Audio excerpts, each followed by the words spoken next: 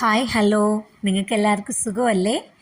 ദേ നമ്മുടെ ചോപ്പൻകുട്ടനെ ഇന്ന് എത്തിയിരിക്കുന്നത് മാങ്കോസ്റ്റിനുമായിട്ടാണ് കേട്ടോ. മാങ്കോസ്റ്റിനാണെങ്കിൽ അവന് വളരെ ഇഷ്ടപ്പെട്ട ഒരു ഫ്രൂട്ടാണ്. എന്നാൽ എല്ലാ കടയിലും ഒന്നും ഇത് വാങ്ങാൻ കിട്ടത്തില്ല കേട്ടോ.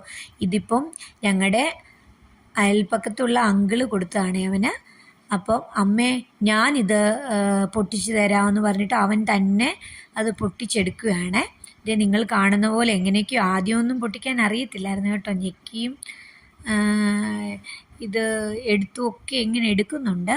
അപ്പം ഞാൻ വിചാരിച്ചു ഇവനും അറിയണമല്ലോ ഈ ഫ്രൂട്ട് എന്താണെന്നും എങ്ങനെയാണിത് എടുക്കുന്നതെന്നും എന്താണ് ഇതിൻ്റെ രുചിയെന്നും.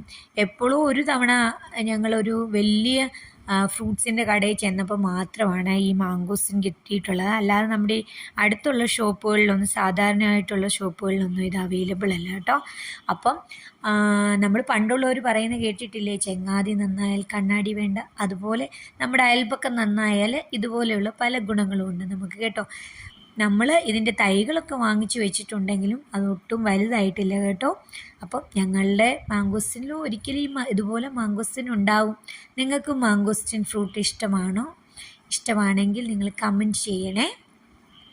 അപ്പോൾ ദേ ഏകദേശം നമ്മുടെ ഫിനിഷിംഗ് പോയിന്റിലേക്ക് എത്തിയിരിക്കുകയാണ് ജോപ്പൻകുട്ടൻ കേട്ടോ.